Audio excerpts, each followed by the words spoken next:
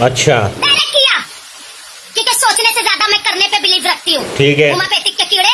ओ बहन, और कितना बुरा करोगी? 3 हटे कटे लड़कों को तो तू खा चुकी है। ऐसी औरतों को शैतान के वसवसे नहीं बल्कि शैतान को इनके वसवसे आते हैं। हाँ तो दोस्तों, आज हम जिस मुहतरमा पर बात करना चाहते हैं वो आपके सामने है, जिनका नाम है सहर हयात। बल्कि हम इन्हें अगर जहर फसाद भी कहें तो बुरा ना होगा जी, क्योंकि इन्होंने अपने साथ रहने वाले कई इंसानों की जिंदगी फसाद बनाई है। तो इन पर शुरू करते हैं कि ये टिकटॉक की सबसे पुरानी छपरी है। जब आज से 7-8 साल पहले टिकटॉक जैसा प्राणी हमारे मुल्क में आया था, ये उस दौर से टिकटॉक से जुड़ी हुई है। अच्छा।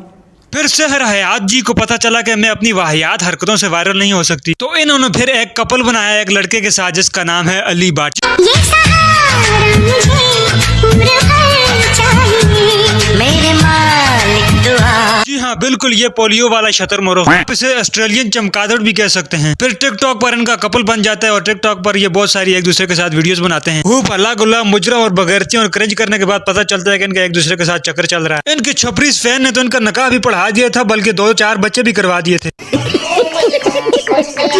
फिर खबर आती है कि इन दोनों का ब्रेकअप हो गया। लो कर लो बात, मतलब कब इनका रिलेशनशिप हुआ, कब ब्रेकअप हुआ, खुद शैतान भी अभी तक इस बात की इन्वेस्टिगेशन कर रहा है, उसे भी कुछ पता नहीं। फिर इनके ब्रेकअप के कुछ अरसे के बाद सहर हयात एक दूसरे शिकार पर अपनी नजर डालती है, जिसका नाम है सैफ खान फैसलाबाद से। मतलब जिस तरह डायन 3 महल्ले छोड़कर अपना शिकार करती है, इसी तरह बाजी 3 शहर छोड़कर अपने जाल में लड़कों को फंसाती है। मतलब एक को सरगोदा से, एक को फैसलाबाद से और तीसरे वाले को लाहौर से। इसका मतलब चौथा नंबर इस्लामाबाद वालों का है। कराची वालों को तो इसका कोई डर ही नहीं, क्योंकि वो 24 घंटे एसियों के बीच में ही घूम रहे होते हैं।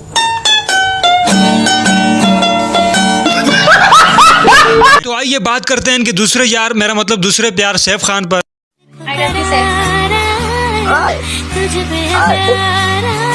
जहाँ पर सैफ नामी बकरा जाल में फंसा। अबे कड़ाई के कूंडे जैसे मुंह वाले कौवे की बीट, तुझे किसने कहा था इसके प्यार के चक्रों में पड़ने के लिए? फिर क्या था दोस्तों, भाई आज भी फैसलाबाद का सस्ता मजनू बना घूम रहा है। फिर 2 ब्रेकअप करने के बाद सहर आपा ने शादी करने का फैसला कर लिया, जहाँ इनकी लाइफ में एंट्री होती है इस बगैर सूंड वाले हाथी की।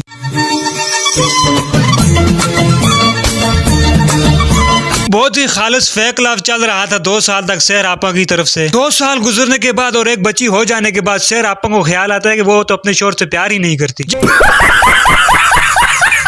इस पर सहर बाजी अपनी बेटी को लेकर इस नान पिटिए अदनान समी से अलग हो जाती है। बिल्कुल, मेरी बेटी का बर्थडे था और उसके अगले दिन हमारा एक छोटा सा मसला इतना बड़ा हो जाता है। मैंने अपनी तरफ से 2,00,000% ट्राई कर लिया है कि रिश्ता बचे, बट मुझे किसी भी तरह का कोई रिस्पॉन्स नहीं। सब कोई ना कोई सबके अंदर फ्लॉज होते हैं, मेरे अंदर भी थोड़ा शायद होगा, बट मैं नहीं कहूँगा कि मैं एक सिंगल फादर हूँ। मैं तो शायद ऐसा लग रहा है कि फादर भी नहीं हूँ, क्योंकि मैंने 1 महीने से अपनी बेटी को देखा भी नहीं। अगर आयरा को देखा है तो ये जो 1-2 व्लॉग्स आए हैं उनमें देखा है। मेरी जिंदगी बहुत ज्यादा मेरी बेटी पे रिलाई करती है। जैसे नहीं, मुझे ये समझ नहीं आ रही, ये सस्ते रोमियो जूलियट एक दूसरे से बेपनाह प्यार करते थे। ये शहर से हर जगह मियाँ जी और ये उसे काका जी ये कहाँ गए मियाँ और काका? इसका मतलब है गल वध गई है काका। और भाई अपनी बेटी के लिए रो रहा है। भाई तू नहीं तो कुछ दिन पहले ये कहा था तो हाँ, मुझे ऐसा लगता है कि एक मर्द भी साथ प्रेग्नेंट होता है। एक अच्छा मर्द तो एटलीस्ट होता है। क्या बोला तूने? एक पहले क्या बोला? चलो जाके इलाज कराओ। हाँ भाई, तू भी तो बहुत अच्छा मर्द है और ऊपर से तू प्रेग्नेंट भी है, तो जब तेरा बच्चा हो जाए तो तू अपने बच्चे के साथ खुश रहना और शहर को उसके बच्चे के साथ खुश रहने दे। इधर सहर जी की तारीफ में अली बाट कुछ कहना चाहते हैं।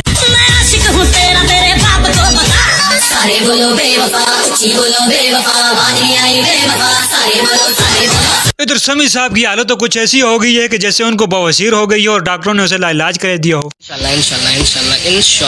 इंशाल्लाह सब ठीक हो जाएगा। आप लोग बस इजी रहे।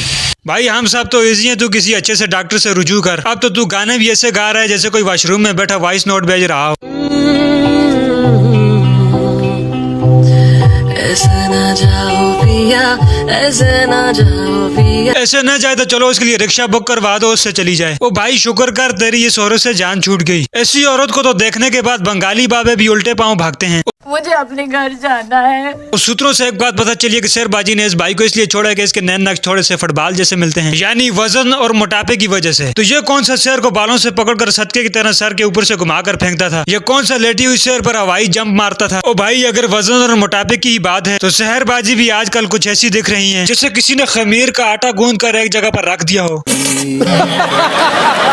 हाँ तो भाई सहर जी और उनके मियाँ जी के लिए आज के लिए इतना ही। हमारी तो बस यही दुआ है कि एक बच्ची के मुस्तकबिल मुस्तकबिल की बात है तो दोनों को मिल बैठ कर सोचना चाहिए। और खासकर सहर जी आपको अपनी ईगो साइड पर रखनी चाहिए और अपनी बच्ची की तरफ देखना चाहिए, क्योंकि एक बच्ची को सिर्फ माँ का ही नहीं बल्कि माँ बाप दोनों का प्यार चाहिए होता है। तो लिहाजा दोनों इस बात पर एक पेज पर मुतहद हो जाएं और अपनी बच्ची के लिए एक साथ रहने का फैसला करें। तो आज के लिए इतना ही दोस्तों, उम्मीद करता हूँ वीडियो आपको पसंद आई होगी। तो वीडियो को लाइक शेयर और चैनल को सब्सक्राइब कराना भूले। मिलते हैं नेक्स्ट किसी वीडियो में किसी को रगड़ते हुए, तब तक अल्लाह हाफिज।